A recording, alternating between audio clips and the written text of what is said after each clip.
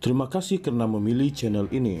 Sebelum kita mulakan video ini, sila pertimbangkan untuk menekan butang like, share dan subscribe dan aktifkan butang lonceng anda agar anda sentiasa mendapat info-info percuma pada setiap hari dari channel kami. Dan tinggalkan komen anda kerana komen anda amatlah dihargai.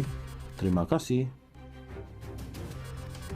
Bekas Menteri di Jabatan Perdana Menteri P. Wathiamurthy memfailkan saman pemula terhadap Perdana Menteri Anwar Ibrahim dengan mendakwa pelantikan Anwar sebagai ahli parlimen dan Perdana Menteri melanggar berperlembagaan.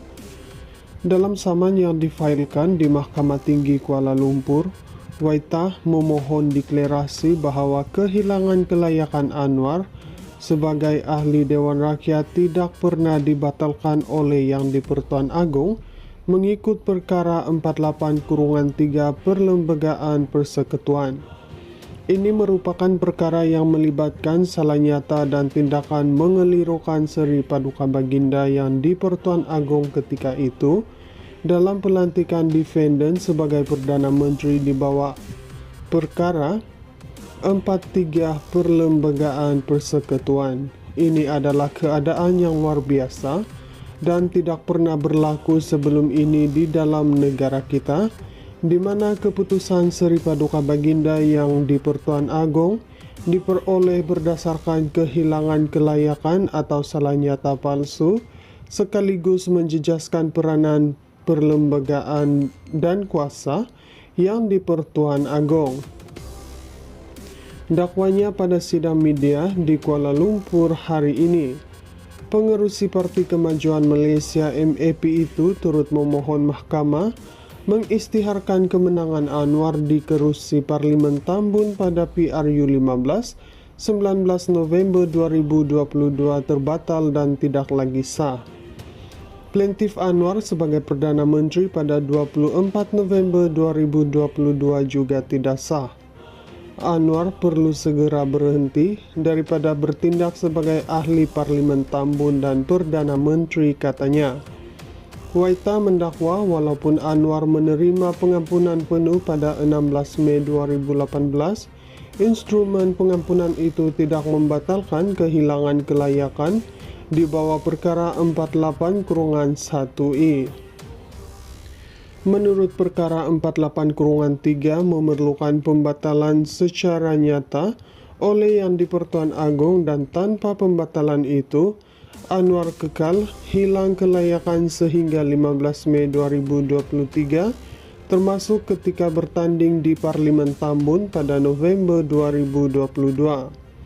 Dia juga menuduh Anwar secara palsu merepresentasikan dirinya sebagai layak memegang jawatan Perdana Menteri ketika menghadap Yang di-Pertuan Agong selepas PRU 15. Anwar sebelum ini disabitkan bersalah atas kesalahan liwat pada 1999 dan 2015, namun kedua-dua sabitan mendapat pengampunan diraja. Pengampunan 2018 yang diumumkan selepas PH mengambil alih Putrajaya membolehkan dia kembali aktif dalam politik dan memenangi kerusi Parlimen Port Dickson pada pilihan raya kecil tahun sama. Pelantikan Anwar sebagai Perdana Menteri pada 24 November 2022 berlaku selepas PRU 15 berakhir dengan Parlimen tergantung dan dia memperoleh sokongan gabungan PH, GPS, GRS, warisan serta beberapa ahli Parlimen BN. Diminta mengulas mengapa isu ini dibangkitkan selepas 2 tahun setengah pentadbiran Anwar, Waitah berkata ia susulan kemarahan rakyat terhadap kepimpinan Perdana Menteri itu. Kita lihat ramai rakyat Malaysia yang tidak puas hati dengan Perdana Menteri, dan bila saya tengok keluhan rakyat, saya pun baca-baca sikit tentang dia. Rakyat marah sebab kos sara hidup meningkat, segala janji yang dibuat tidak tepati dan sebagainya. Dan bila saya baca, saya ternampak dengan perintah pengampunan ini. Bila saya tengok, ia dengan jelas menyatakan selaras dengan perkara 42 Perlembagaan Persekutuan ada sesuatu yang tak kena. Saya semak balik dan dapati perkara 48-1I dan juga 48-3 menyatakan satu yang lain katanya. Waitah menegaskan demi kepentingan awam dan negara, dia bertanggung jawab menegakkan kedaulatan undang-undang serta melindungi integriti demokrasi berparlimen negara. Sebelum ini, semasa saya jadi menteri, saya telah mengangkat sumpah untuk pertahankan perlembagaan persekutuan.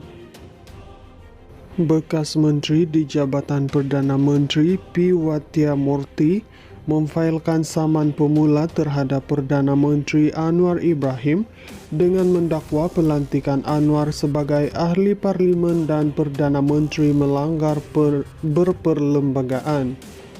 Dalam saman yang difailkan di Mahkamah Tinggi Kuala Lumpur, Waitah memohon deklarasi bahwa kehilangan kelayakan Anwar sebagai ahli Dewan Rakyat tidak pernah dibatalkan oleh Yang di-Pertuan Agong mengikut perkara 48-3 Perlembagaan Persekutuan. Ini merupakan perkara yang melibatkan salah nyata dan tindakan mengelirukan Seri Paduka Baginda Yang di-Pertuan Agong ketika itu dalam pelantikan defendant sebagai Perdana Menteri di bawah perkara 43 Perlembagaan Persekutuan. Ini adalah keadaan yang luar biasa dan tidak pernah berlaku sebelum ini di dalam negara kita, di mana keputusan Seri Paduka Baginda Yang di-Pertuan Agong diperoleh berdasarkan kehilangan kelayakan atau salah nyata palsu, sekaligus menjejaskan peranan perlembagaan dan kuasa Yang di-Pertuan Agong.